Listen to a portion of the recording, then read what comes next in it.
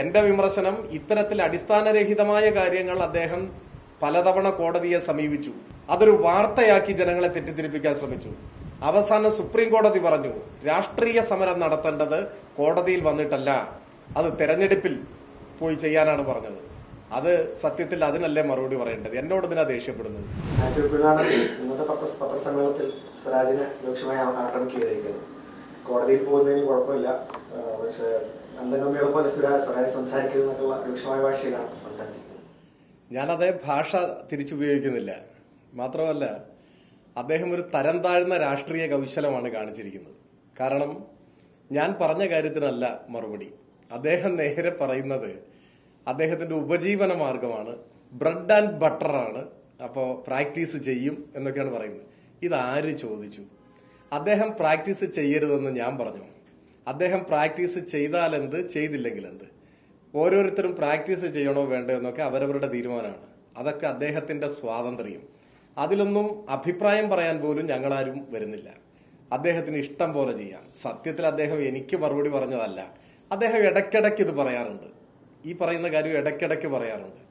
കോൺഗ്രസ് പാർട്ടിയിലെ നിരവധി നേതാക്കൾക്കിടയിൽ ഇദ്ദേഹം മാത്രമാണ് ഇങ്ങനെ പ്രാക്ടീസ് ചെയ്യുന്നത്. അപ്പൊ അദ്ദേഹത്തിനൊന്ന് മേനി നടിക്കാനാണ് ഞങ്ങളുടെ പാർട്ടിയിൽ വേറെ ആരും പ്രാക്ടീസ് ചെയ്യുന്നില്ല, ഞാൻ മാത്രമേ ഇങ്ങനെ ചെയ്യുന്നുള്ളൂ എന്ന് പറയാൻ. അത് അവരുടെ പാർട്ടി പറയേണ്ട മറുപടിയാണ്. ഇനിയിപ്പോ ഞങ്ങളുടെ പാർട്ടിയിലേക്ക് വന്നാൽ, ഞങ്ങളുടെ പാർട്ടി നിശ്ചയിക്കുന്നവർ മാത്രമാണ് മുഴുവൻ സമയ പ്രവർത്തകരായി പ്രവർത്തിക്കുക. ആ നിശ്ചയിക്കപ്പെട്ടവർക്ക് ജീവിക്കാൻ ആവശ്യമായ അലവൻസ് പാർട്ടി കൊടുക്കും. അങ്ങനെ അലവൻസ് കൊടുക്കാൻ 5 ലക്ഷത്തിൽ പരം പാർട്ടി അംഗങ്ങൾ കേരളത്തിലുണ്ട്. അവരുടെ വരുമാനത്തിൽ നിന്ന് ലെവി അടയ്ക്കും. അങ്ങനെ പാർട്ടി അംഗങ്ങൾ ലെവി അടയ്ക്കുകയും മുഴുവൻ സമയ പ്രവർത്തകരെന്ന് പാർട്ടി നിശ്ചയിക്കുന്നവർക്ക് ആ ലെവിയിൽ നിന്ന് ജീവിക്കാൻ ആവശ്യമായ പണം നൽകുകയും ചെയ്യുന്ന സിസ്റ്റമാറ്റിക്കായി പ്രവർത്തിക്കുന്ന ഒരു പാർട്ടിയാണ് കമ്മ്യൂണിസ്റ്റ് പാർട്ടി, CPIM. അത് കോൺഗ്രസ് പോലെയല്ല. അതൊന്നും ഇവിടെ വിശദീകരിക്കേണ്ട കാര്യമില്ല. പക്ഷെ ഇങ്ങനെ വിദണ്ഡവാദം പറയുമ്പോഴാണ്. എന്നിട്ട് അദ്ദേഹം ചോദിക്കുകയാണ് ഞാൻ എങ്ങനെയാണ് ജീവിക്കുന്നത്. ഈ എന്തൊരു കാര്യമാണ്! ഒരു രാഷ്ട്രീയ വിമർശനം ഉയരുമ്പോൾ അതിനെ വഴിതിരിച്ച് വ്യക്തിപരമായി ഏറ്റെടുക്കുക, എന്നിട്ട് വ്യക്തിപരമായി അധിക്ഷേപകരമായ ചോദ്യങ്ങൾ ചോദിക്കുക. ഞാൻ എങ്ങനെയാണ് ജീവിക്കുന്നത് അദ്ദേഹത്തിന് അറിയാൻ ഇത്ര താല്പര്യമുണ്ടെങ്കിൽ, പത്രത്തിന്റെ റെസിഡന്റ് എഡിറ്ററായി ജോലി ചെയ്തിട്ടാണ് ഞാൻ ജീവിക്കുന്നത്, രാഷ്ട്രീയ പ്രവർത്തനത്തിന്റെ ഭാഗമായിട്ട്. നാളെ റെസിഡന്റ് എഡിറ്റർ അല്ലാതെയായി മാറിയാൽ എനിക്ക് ജീവിക്കാൻ ആവശ്യമായ, മുഴുവൻ സമയ പ്രവർത്തകനാണെങ്കിൽ ജീവിക്കാൻ ആവശ്യമായിട്ടുള്ള അലവൻസ് എന്റെ പാർട്ടി നൽകുകയാണ് ചെയ്യുക. ഇനി അദ്ദേഹത്തിന് പോരെങ്കിൽ എല്ലാ മാസവും ഞാൻ ഇനി മറ്റേ എന്റെ വരുമാനവും കാര്യങ്ങളും അദ്ദേഹത്തെ അറിയിക്കാം, അദ്ദേഹത്തിന് കൊടുക്കാം. ഇതൊന്നുമല്ല ഒരു രാഷ്ട്രീയ വിഷയം ഉയർന്നു വരുമ്പോൾ മറുപടി പറയേണ്ട രീതി. പ്രശ്നം എന്താണ്? ഒരു തെരഞ്ഞെടുപ്പിൽ മുഴുവൻ തെറ്റിദ്ധാരണ പരത്താൻ ബോധപൂർവമായ ഒരു രാഷ്ട്രീയ കുറ്റകൃത്യമാണ് ഇന്നലെ അദ്ദേഹം ചെയ്തിരിക്കുന്നത്. അദ്ദേഹം ഉന്നയിച്ച വിഷയം വർഷങ്ങൾക്ക് മുൻപ് കേരള നിയമസഭയിൽ എറണാകുളം MLA ചോദ്യമായി ചോദിച്ചതാണ്.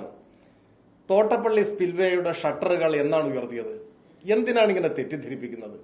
2018 ആഗസ്റ്റ് 15 ശേഷമല്ലേ പ്രളയം വന്നത്? ആഗസ്റ്റ് 16, 17, 18 ദിവസങ്ങളിലൊക്കെ അല്ലേ പ്രളയം? അതിന് ഒരു മാസം മുൻപ് ജൂലൈ 15 മറ്റോ ആണ് ഷട്ടറുകൾ തുറന്നിട്ടുള്ളത്. നിയമസഭയിൽ കൃത്യമായി മറുപടി പറഞ്ഞു. 40 ഷട്ടറുകളും ഉയർത്തിയിട്ടുണ്ട്, ഒരു കാലതാമസവും വന്നിട്ടില്ല. പ്രളയം വരുന്നതിന് ഒരു മാസം മുൻപ് ഈ പറയുന്ന ഷട്ടറുകളെല്ലാം ഉയർത്തിയിട്ടുള്ളതാണ്. പിന്നെന്താ ഈ ആരോപണത്തിന്റെ അടിസ്ഥാനം? സെൻട്രൽ വാട്ടർ കമ്മീഷൻ ഉൾപ്പെടെ ഡാം മാനേജ്മെന്റ് വിദഗ്ധരുൾപ്പെടെ ഈ കാര്യത്തിലെല്ലാം അവരുടെ അഭിപ്രായങ്ങൾ ഹൈക്കോടതി പരിശോധിച്ചിട്ടുള്ളതാണ്. അപ്പൊ പറഞ്ഞു വന്നത്, അടിസ്ഥാനരഹിതമായ ഒരു ആരോപണം അദ്ദേഹത്തിന്റെ പതിവ് രീതിയിൽ പുകമറ സൃഷ്ടിക്കുകയാണ് ചെയ്തത്. അത് തെറ്റാണ് എന്ന് ചൂണ്ടിക്കാണിക്കുകയാണ് ഞങ്ങൾ ചെയ്തത്. ഞാൻ ഉയർത്തിയ വിമർശനം അദ്ദേഹം പ്രാക്ടീസ് ചെയ്യുന്നതിനെതിരല്ല, അത് അദ്ദേഹത്തിന്റെ സ്വാതന്ത്ര്യം. ഒരു കാരണവശാലും അതിലൊന്നും ഞാൻ അഭിപ്രായം പറയില്ല. എന്റെ വിമർശനം ഇത്തരത്തിൽ അടിസ്ഥാനരഹിതമായ കാര്യങ്ങൾ അദ്ദേഹം പലതവണ കോടതിയെ സമീപിച്ചു. അതൊരു വാർത്തയാക്കി ജനങ്ങളെ തെറ്റിദ്ധരിപ്പിക്കാൻ ശ്രമിച്ചു.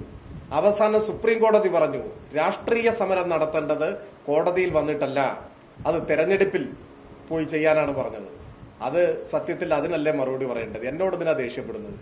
സുപ്രീം കോടതി പറഞ്ഞാൽ പോലെ നിങ്ങൾ കേസിൽ തോറ്റു എന്നാണോ എന്റെ ആരോപണം? അല്ല, നിങ്ങളോട് സുപ്രീം കോടതി പറഞ്ഞത് ഇമാതിരി കാര്യങ്ങൾക്ക് ഇങ്ങോട്ട് വരരുത്, കേസിൽ ജയവും തോൽവിയൊക്കെ ഉണ്ടാവും. ഇതല്ല, ഇത് രാഷ്ട്രീയമായിട്ടുള്ള ആരോപണങ്ങളാണ്, അതിന് കോടതിയെ വേദിയാക്കരുതെന്നാണ് പറഞ്ഞത്. അതാണ് വിമർശിച്ചത്. അത് വിമർശിക്കുമ്പോൾ നിങ്ങളുടെ ഉപജീവന മാർഗം ആര് പറഞ്ഞു? നിങ്ങൾക്ക് ഇഷ്ടമുള്ള ജോലി നിങ്ങൾക്ക് ചെയ്യാം, ഞങ്ങൾക്ക് അതിലൊന്നും ഇടപെടാൻ വരുന്നില്ല. പിന്നെ ഞാൻ വ്യക്തിപരമായിട്ട് എന്ത് പറഞ്ഞു? അദ്ദേഹത്തിനെതിരെ വ്യക്തിപരമായി എന്തെങ്കിലും ഒരു പരാമർശം നടത്തിയോ? അങ്ങനെ നടത്താൻ തീരുമാനിച്ചാൽ അദ്ദേഹത്തിന്റെ ശൈലി കടമെടുത്താൽ എനിക്ക് വേണമെങ്കിൽ പറയാലോ, എനിക്ക് പരീക്ഷയെ കുറിച്ച് പറഞ്ഞുകൂടെ? ഞാൻ പറഞ്ഞിട്ടില്ലല്ലോ. അപ്പോ അതൊന്നും വെറുതെ അങ്ങനെ കാര്യങ്ങളിലേക്ക് പോകണ്ട. നമ്മുടെ ഒന്നും വരുമാനം അന്വേഷിക്കാൻ മെനക്കെടണ്ട. അതെല്ലാം കൃത്യമായി ബോധ്യപ്പെടുത്തി തന്നെ പോകുന്നതാണ്. പിന്നെ പൊതുപ്രവർത്തകരെ ആകെ അപമാനിക്കുന്ന ഒരു വാക്കാണ് അദ്ദേഹം പറഞ്ഞത്. അദ്ദേഹത്തെ പോലെല്ലാവരും കൃത്യ വരുമാനമുള്ളവർക്ക് മാത്രമേ രാഷ്ട്രീയ പ്രവർത്തനം നടത്താൻ പറ്റൂ. അതെന്തൊരു അരാഷ്ട്രീയമായ ചോദ്യമാണ്. വരുമാനമില്ലാത്തൊരു മനുഷ്യന് രാഷ്ട്രീയ പ്രവർത്തനം നടത്താൻ പറ്റില്ലേ? അപ്പൊ കോൺഗ്രസിലെ ബാക്കിയുള്ളവരെല്ലാം ഉടനെ പോയിട്ട് പ്രാക്ടീസ് ചെയ്തോളണമെന്നാണോ അദ്ദേഹം പറയുന്നത്?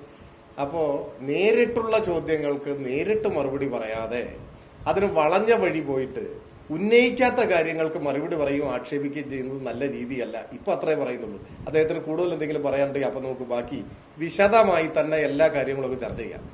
പണവും മദ്യവും എല്ലാം ജനാധിപത്യത്തെ ദുർബലപ്പെടുത്തുകയാണ് ചെയ്യുക.